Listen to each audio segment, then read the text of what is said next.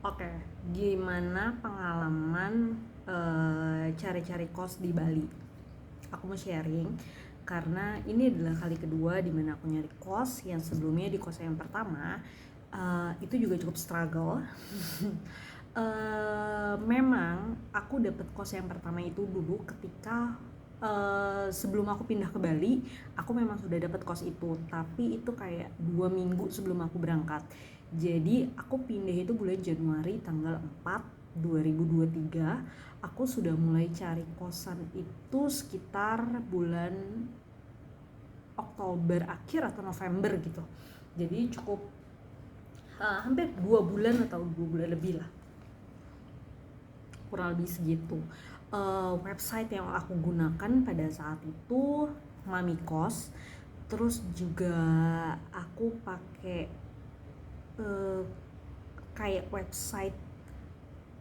website apa, cari kos atau kos apa gitu, pokoknya itu website, tapi website itu kayak website tidak terurus gitu loh. Cuma di situ itu ada nomor teleponnya, jadi walaupun website yang nggak terurus tapi nomor teleponnya itu masih ada, dan ada beberapa yang aktif tapi banyak juga yang enggak gitu. At least aku dapat nomor teleponnya gitu. Terus aku teleponin satu-satu, ada yang oke, tapi harganya tidak sesuai, harganya sesuai oke tapi jauh. Kayak misalkan di Canggu, aku tuh memang menghindari banget daerah-daerah Canggu karena pertama macet, kedua pada saat itu informasinya aku tahu aku itu, jadi gini, alasan aku pindah ke Bali itu kan aku karena mau belajar bahasa Jerman, dan belajar bahasa Jerman aku tahu lokasinya itu di Park 23, itu di daerah Kuta. Jadi aku memang mencari kalau nggak daerah Kuta, yang daerah Denpasar. Nah kalau ke daerah Canggu itu lumayan jauh gitu, jadi memang aku cari-cari tempatnya itu spesifik di daerah Kuta atau Denpasar. Atau ada opsi lain di daerah Jimbaran, tapi kebanyakan yang aku temuin di daerah Jimbaran pada saat itu harganya mahal banget gitu. Jadi aku cari yang memang spesifik dua tempat ini. Nah aku teleponin satu-satu, terus juga aku cari di Google. Di Google itu kan kalau Google Maps kamu cari kayak ada icon hotel gitu, penginapan, dia akan merekomendasikan hotel atau penginapan sekitar situ, termasuk kos-kos. Nah di situ kadang aku liatin, terus kalau ada nomor teleponnya aku simpan. Cuma hati-hati karena di situ orang yang tidak bertanggung jawab juga bisa ngedit gitu. Jadi nomor telepon yang tercantum kadang nomor telepon orang lain, bukan pemiliknya gitu, dan itu cukup cukup berbahaya juga ya. Bukan cukup berbahaya, memang sangat berbahaya kalau misalkan kamu disuruh transfer, nanti transfernya ke tempat lain gitu. Ya nanti ketika kamu datang ke itunya, oh enggak kok saya nggak ada mau uang apa-apa, nah kan jadinya scam gitu. Jadi cuma cara yang aku gunakan itu, jadi selain Mamikos, OLX juga aku cari di OLX, terus aku cari di website yang tadi aku lupa nama website ya, kayaknya sewa kos atau kos apa gitu, itu apa, kos Bali gitu. Nah itu, terus dulu aku nggak nyari di TikTok. Dulu jujur aku nggak tahu kalau aku bisa nyari kayak gitu-gituan di TikTok. Jadi aku hanya menggunakan OLX, Mamikos, website tadi sama Google, tiga itu. Nah aku dapatnya di Mamikos. Di Mamikos, terus yang punya ini kita tukeran nomor telepon, terus kita transaksi di luar aplikasi. Memang cukup berbahaya kalau misalkan kita transfer. Nah beruntungnya justru beruntungnya ibu kos aku pada saat itu memang kayak sudah percaya gitu loh sama aku. Jadi nggak usah transfer, nanti aja nyampe sini baru dibayar lunas. Jadi aku waktu itu cuma kesepakatan, oke nanti aku mau sewa ya bu, kurang lebih 4 bulan. Jadi aku masuk tanggal 4 Januari pada saat itu, terus aku sewa buat 4 bulan. nanti aku bayarnya ketika sampai. Jadi beneran ketika sampai, kebetulan waktu aku nyampe itu ibu kosnya lagi nggak ada, dia lagi di daerah Gianyar. Nah terus pas aku udah masuk kamar dulu, udah pulang, baru aku, "Bu, boleh minta nomor rekening nggak biar aku transfer?" Karena aku udah di kamar. Terus ya, "Oh iya," terus dikasih nomor rekeningnya, terus aku transfer, udah selesai. Nah itu dulu dengan harga 900.000 waktu aku masuk, dengan fasilitas ada tempat tidur, kasur, kamar mandi dalam, lemari. Kasur sama tempat tidur apa bedanya ya? Oh enggak ada tempat tidurnya, enggak ada dipannya, cuma tempat tidur doang, sorry.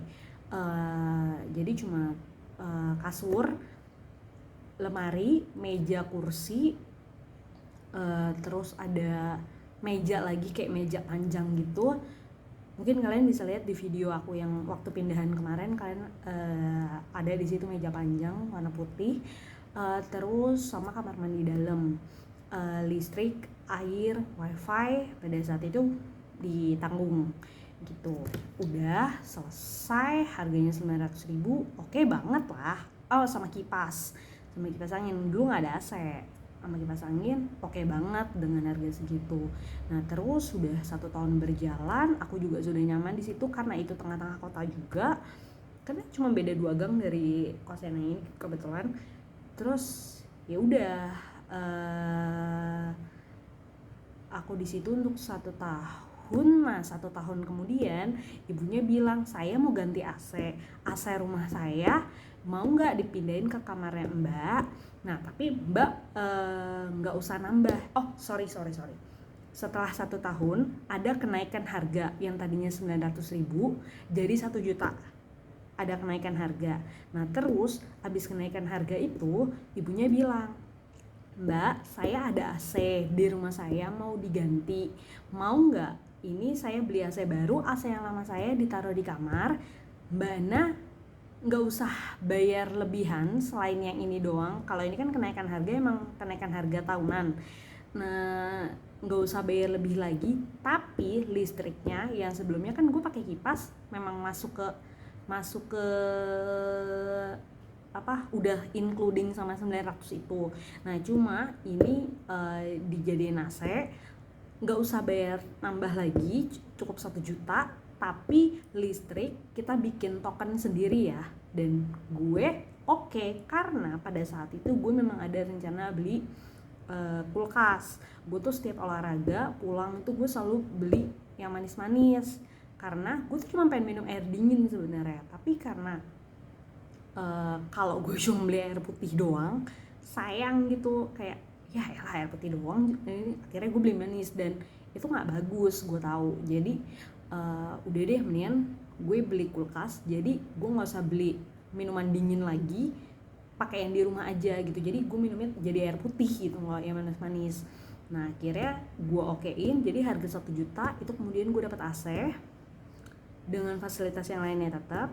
Terus 2 bulan setelah itu gue ditambahin ada kayak kasur lagi, kayak dipan, tapi bukan dipan sih, pokoknya kayak bawahan kasur gitu loh. Jadi tadinya kasur gue itu nggak ada dipannya, cuma langsung napak ke lantai. Nah ini ada tambahan lagi, jadi agak lebih tinggi. Nah gitu gue ditambahin itu. Ya udah dengan harga 1 juta tapi listrik sendiri, buat gue itu masih oke banget gitu, dengan AC gitu, karena di tengah kota lagi.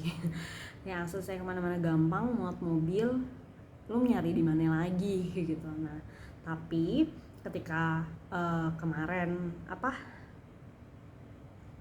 gue liburan Desember, setelah 2 tahun gue tinggal di situ, ketika kemarin gue liburan Desember, yang sebelumnya nggak pernah banjir, sebelumnya nggak pernah bocor, tiba-tiba karena 2 minggu gue tinggal itu ternyata bocor, nggak ada yang tahu, nggak ada orang juga, didiemin, nggak ada udara masuk, nggak ada AC nyala atau kipas atau apa, jadinya berjamur. Nah dari situ pulang-pulang ini sudah tidak terselamatkan, akhirnya gue harus pindah. Dan pindahnya ya struggle lagi, akhirnya harus nyari kosan. Sementara kan itu kosan sudah tidak bisa ditempatin. Mau nggak mau gue harus menemukan kosan secepatnya. Kalau dulu yang pertama kali gue menemukan kosan itu gue punya waktu kayak 2 bulan sebelum gue akhirnya pindah. Nah ini gue cuma punya waktu secepatnya gitu, karena kosan ini udah nggak bisa tempatin. Nah terus gue harus tinggal di mana gitu. Dan tapi untungnya gue punya temen yang dia tuh baru kayak sewa rumah dan dia juga tinggal sendiri gitu. Jadi mamahnya tuh dianya dan mamahnya tuh udah tinggal aja di sini nemenin ini sekalian. Dan wow, karena rumahnya gede banget gitu, ada kolam renangnya juga, sangat menyenangkan juga tinggal di sana. Cuman gue tuh bukan tipikal orang yang aji mumpung, jadi gue tuh nggak enak kalau tinggal lama-lama sama orang numpang, karena gue itu menganggap walaupun dia bilang anggap aja rumah sendiri, walaupun udah nggak apa-apa, tinggal aja gitu, kayak feel free aja gitu. Nggak bisa, gue tuh tetap gue tuh ngerasain gue tuh numpang di situ, dan gue tuh kayak feel guilty aja. Gue tetap ngerasa gue tuh homeless, gue tuh nggak punya tempat tinggal gue sendiri gitu. Jadi selama 1 bulan tuh gue tetap berusaha untuk nyari. Gue tetap merasa gue feel homeless selama 1 bulan. Terus ya udah sampai, nah terus bagaimana ceritanya gue menemukan tempat ini. Jadi seperti yang gue sudah kasih tahu di video gue sebelumnya, gue tuh sering lewat tempat ini. Dan seperti yang gue bilang juga sebelumnya, gue tuh memang kayak gue pengen deh nanti kalau punya uang gue tinggal di tempat yang kayak di tempat ini gitu, maksudnya bisa tinggal di sini karena memang tempatnya itu menyenangkan banget. Tempatnya bersih, besar, terawat, pokoknya kayak eksklusif gitu loh. Nah cuma gue tahu harganya tuh mahal. Gue tuh ngerasa waktu itu harganya mahal. Terus ketika gue tahu kosan gue itu nggak bisa ditempatin lagi yang lama, terus kan gue harus ketika gue pulang itu tanggal 5 jam 4 sore gue nyampe rumah. Terus gue udah coba beres-beres apa yang bisa diselamatkan, mana yang enggak, gue udah pilah-pilah. Abis itu gue udah nelfon temen gue, gue kesana ya, gue numpang dulu sementara. Nah terus gue numpang di tempatnya dia. Nah sambil gue waktu itu nyari-nyari kosan langsung. Di malam itu juga gue nyari kos-kosan langsung, mana yang kosong. Gue ada yang dapat harganya 3.500.000. Terus kata teman gue, lu gila kali ya nyari kosan 3.500.000. Ya kalau gue kepepet mah berapa juga gue bayar gitu. Mau nggak mau lagi, masa gue jadi homeless, masa gue jadi gelandangan. Ya udah gitu, gue nggak punya option. Udah lu sementara tinggal di sini aja sambil lu nyari pelan-pelan. Gue ngubungin beberapa teman gue yang kos, terus ya dia ngasih rekomendasi. Nah ada satu juga di kosannya dia itu ada yang kosong, ada yang mau kosong tapi akhir bulan. Di kosannya dia ada, harganya 2 juta, fasilitasnya sama, cuma kamarnya agak lebih kecil dan nggak ada water heater sama listrik including. Tapi listrik including harganya 2 juta, ada AC, kulkas, dapur, nggak ada kompor, nggak ada water heater, nggak ada parkiran mobil, cuma bisa motor. Tapi dia ada akses jalan gede gitu, agak di sana daerah Tokat Yahya kayak gitu deh, karena gitu. Nah itu dapat, tapi kosongnya baru akhir bulan. Nah terus tadi kan tanggal 5, tanggal 6 nya gue iseng-iseng lah, sambil gue jalan ke kosan gue yang lama, sambil mau milah-milah bareng lagi, gue nyamperin kosan ini dan kosannya yang sebelah. Kebetulan di sebelah ini juga ada kosan juga. Di sebelah itu harganya 2,5 juta. Itu juga sama, kosannya menyenangkan, dan gue sempet nih ngekos di sini juga enak nih karena emang kosannya gede, terus kayak nuansanya tuh kayak nuansa Bali gitu loh, terus sepi, menyenangkan juga. Harganya, fasilitasnya sama kayak gini, tapi dia ada balkonnya lebih gede, dia lebih lebar. harganya itu di 2.500.000, tapi juga sama belum ada yang kosong dan nggak tahu kapan kosongnya. Nah oke, baik, akhirnya gue kesini gue nanya sama ibunya, jadi ini beneran gue nggak lewat website, nggak lewat apapun, gue nanya sama penunggunya, yang jaga, sorry ya, gue nanya sama yang jaga, bu di sini ada kamar kosong nggak ya, soalnya saya mau pindah, kosan saya lama banjir. Gue mah ceritain aja gitu, kosan saya lama banjir, bisa nggak ya saya pindah ke sini, ada yang kosong nggak ya, terus mau nanya harga per bulannya berapa. Terus dia bilang untuk sekarang nggak ada, tapi saya bisa memastikan di tanggal 5 Februari itu ada yang kosong, karena ada yang lagi nyewa tapi hanya sebulan karena dia lagi tes di universitas apa gitu. Ada yang kosong tapi tanggal 5 Februari dia bilang. Oh ya udah bu, nggak apa-apa, saya mau. Harga per bulannya berapa? Gue udah ngomong mau dulu tapi gue nggak tahu harga per bulannya berapa. Harga per bulannya 2.300.000 belum termasuk listrik. Oke, tapi aku ada boleh minta foto kamarnya nggak bu? Karena kan waktu itu masih ada orang ya, jadi nggak boleh kita tiba-tiba masuk nyelonong gitu, nggak boleh. Jadi ya udah nanti saya fotoin ya gitu. Ketika gue lagi di kosan yang lama, tiba-tiba ibunya video call, mbak ini saya lagi kebetulan disuruh bersih-bersih, mau nggak saya video call untuk kamarnya. Terus oh iya mau. Gue lihat kamarnya anjir gede, semua fasilitasnya lengkap dengan harga segitu, menurut gue worth it banget sih. Akhirnya mau bu, mau aku mau yang ini, udah pasti, pokoknya jangan dijual ke tempat lain ya bu. Oke, nah tapi oh ya, gue langsung nanya, bu boleh saya DP nggak? Ntar aja, ntar, karena ini kan keluarnya masih tanggal 5, nanti aja DP-nya. Jadi dari tanggal 6 itu gue tuh belum boleh DP guys, gue baru boleh. Terus gini, kita sebagai, kalau yang di kosan yang lama, gue tuh juga nggak DP kan, gue langsung masuk hari H, gue masuk di kamar baru gue bayar.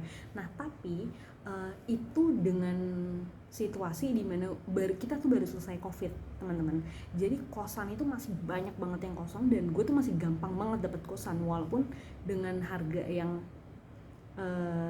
gue punya, dengan budget yang gue punya itu memang tidak mudah, tapi kalaupun gue nggak di situ gue masih punya banyak opsi. Nah kalau yang ini dengan harga segitu, gue kalau nggak DP tuh gue worry, ini bukan punya gue gitu, maksudnya ini belum pasti jadi milik gue, belum pasti jadi milik, belum pasti gue di sini gitu, belum, mungkin nanti kalau misalkan ada orang lain itu bisa dijual apa segala macam gitu, jadi sama-sama belum pasti nih, gue belum pasti, dia juga belum pasti kan, karena gue belum DP, jadi gue agak worry. Nah itu nggak setiap hari sih, kayak oh ya kapan bisa saya DP, nanti tanggal 20 deh, tanggal 15 gue tanya lagi, bu udah boleh saya DP belum? Ntar aja, pertengahan bulan tanggal 20-an. Tanggal 20 gue WA lagi, bu udah boleh saya DP nggak? Nggak, nanti aja. Akhir bulan gue tanya lagi, bu udah boleh di DP belum? Nggak, nanti aja saya kabarin. 3 kali tuh gue nanya baru boleh bukan di DP. Jadi akhirnya gue dikabarin tanggal 2, mbak jadi mau bayar nggak? Jadi mau DP nggak? Dia bilang jadi mau bayar nggak? Oh iya bu, jadi. Terus dia masih nanya mau DP atau langsung aja. Ya bu udah tanggal segini, saya langsung aja semuanya. Akhirnya gue transfer langsung semuanya, senilai 2.300.000 itu. Terus besokannya itu kan masih tanggal 2 ya, yang harusnya gue masuk tanggal 5, tanggal 3 gue dikabarin, mbak ini sudah selesai saya beres-beres, udah bersih semua, nanti udah boleh masuk ya, udah boleh pindahan di tanggal 3. Jadi gue bayar tanggal 2, tanggal 3 gue udah boleh pindahan gitu. Jadi ini ceritanya tuh seperti itu. Nah tapi sebelum akhirnya gue bayar, itu kan gue masih worry ya, masih deg-degan ya, walaupun gue udah bilang gue fix yang ini, gue tetap itu, tapi kan gue tetap masih deg-degan, takutnya dia nanti dijual atau gimana, gue nggak dapet kosan lagi nanti. Jadi untuk cadangan gue tuh masih suka nyari-nyari lagi, gue masih nyari di TikTok kos Bali, terus gue masih nyari di Mami Kos juga, gue masih nanya teman-teman gue kalau misalkan dia masih punya kosan, Terus ini salah satu keuntungan gue, dimana gue punya banyak temen yang kos dan ada beberapa temen yang punya kos-kosan. Jadi gue tuh ada satu kos-kosan dimana teman gue itu pemiliknya. Jadi di kos-kosannya sebenarnya bukan punya dia sih, punya orang tuanya, tapi teman gue itu bantu manage lah ibaratnya. Nah di kos-kosannya dia itu ada beberapa kamar yang kosong masih, dan teman gue udah feel free aja, nanti kalau misalkan sampai Februari lo nggak dapet kosan, udah lo di kosan gue aja, harganya segini, semua fasilitas juga udah lengkap. Cuma emang agak jauh dari kantor gue, nggak jauh-jauh banget sih sebenarnya, cuma dari kantor gue kalau dari sini tuh kayak 10 menit, kalau dari sana tuh kayak 15 menit, 17 menit lah, nggak jauh-jauh banget juga sebenarnya. Cuma kalau dibandingin sini gue lebih serak yang di sini. Cuma kalau dia pun juga feel free gitu, jadi kalau misalkan lo nggak dapet sampai Februari tapi lo tetap mau pindah, ya udah nanti lo ke kosan gue aja gitu. Jadi gue tetap masih ada opsi itu, cuma gue tetap nyari kosan-kosan yang lain, walaupun tetap nggak ada yang gue DP, cuma kayak buat opsi gue aja gitu. Nah tapi sampai emang rezeki gue sampai akhir bulan, akhirnya ini sampai awal bulan ini akhirnya boleh gue DP, dan ya gue pindah ke kosan ini gitu ceritanya. Dibilang susah, sebenarnya tergantung daripada budget ya. Balik lagi, kalau misalkan budget gue gede banget, kayak misalkan 3 juta, 3 juta setengah, pasti banyak gitu pilihannya. Apalagi Bali kan lo saingannya sama bule-bule gitu kan. Kosan-kosan LA itu banyak banget yang harganya segituan, dan ya tapi kan budget gue tidak sebanyak itu gitu. Sanggup, cuma gue berarti harus ngepres pengeluaran yang lain gitu. Sementara ya gimana ya, kita kan juga sedang merintis gitu, daripada dibuat alokasi untuk penginapan semua, mending alokasikan yang lain. Toh gue juga masih harus bayar listrik, gue masih harus beli perabotan lain-lain, karena ya kemarin ketika pindahan mana yang layak, gue udah milah-milah mana yang layak mana yang enggak layak tuh udah langsung gue buang-buangin. Nah ketika gue pindah ke sini kan gue harus beli lagi gitu. Nah itu juga gue harus menganggarkan. Jadi kalau untuk mengeluarkan duit sebanyak itu hanya untuk kos-kosan, gue sepertinya tidak sanggup. Jadi yang sesuai budget, yang sesuai yang gue inginkan itu yang ini. Dan ya itulah ceritanya, agak struggle, tapi mungkin gue bisa bilang gak se-struggle orang-orang kebanyakan. Cukup struggle tapi gak struggle orang-orang kebanyakan. Balik lagi, mungkin mereka tidak seberuntung gue yang punya budget jauh lebih tinggi, yang enggak jauh lebih tinggi, yang punya budget lebih. Jadi gue bisa merasakan lah, bukan amat sangat, gue bisa cukup merasakan apa yang menjadi pergumulan kalian, dan gue cuma ngucapin, gue ingin memberikan semangat, jangan menyerah, bawa dalam doa. Semoga kalian juga dapat menemukan tempat yang sesuai dengan kalian, mendapatkan tempat yang baik, dimana kalau memang rezeki ya itu nggak bakal pindah ke lain. Kalau memang rezeki kalian itu nggak bakal kemana-mana, rezeki itu nggak pernah tertukar gitu. Oke, itu aja waktuku bercerita. Ini adalah kali kedua gue bikin waktu bercerita hari ini. Sangat produktif sekali saya hari ini, dan ya memang saya punya energi yang banyak hari ini untuk dikeluarkan. Tadi sudah berapa belas menit, dan sekarang 24 menit lagi. Cukup. Nanti kita sambung lagi di video selanjutnya kalau dapat inspirasi. Oke, sampai berjumpa lagi di waktu bercerita selanjutnya. Bye bye.